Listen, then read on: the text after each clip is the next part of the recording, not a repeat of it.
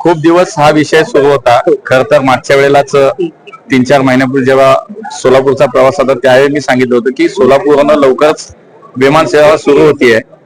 देशामध्ये माननीय प्रधानमंत्र्यांनी मागच्या 10 वर्षात जो या विमान क्षेत्रामध्ये जी क्रांती त्यांच्या नेतृत्वाखाली घडली, खूप मोठं काम उभं राहिलं। देशामध्ये मागच्या 70 वर्षात 2014 पूर्वी केवळ 74 विमानतळ होते आणि आज आपण जर पाहिलं तर 161 विमानतळ देशामध्ये आज कार्यान्वित झाली। त्यातलंच एक विमानतळ होतं सोलापूरचं आणि उडान योजनेच्या माध्यमातून आज RCS उडानमध्ये सोलापूरच्या विमानतळाचं त्यावेळेला बांधकाम झालं आणि त्यानंतर काही काळ प्रतीक्षा सोलापूरकरांना करावी लागली की विमान सेवेसाठी। पण आज प्रत्यक्षामध्ये सोलापूर आणि गोवा ही विमान सेवा सुरू झाली। पुढच्या काही दिवसामध्ये 1 ते 2 महिन्याच्या काळामध्ये मुंबईची विमान सेवा सोलापूरहून सुरू होतीये आणि त्यानंतर उडान योजनेच्या माध्यमातून पुढच्या काळामध्ये भविष्यामध्ये या विमानतळाच्या सुद्धा बाकी काही फॅसिलिटीज आहेत त्या कम्प्लीट केल्या पाहिजेत।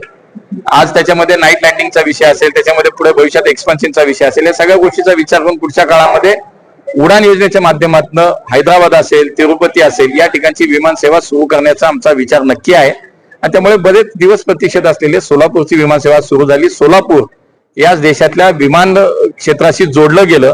आज विठ्ठलाचं पांडुरंगाचं पंढरपूर, आज तुळजाभवानी मातेचं तुळजापूर, आज सिद्धेश्वर स्वामीचं आज इथं मोठं स्थान आहे।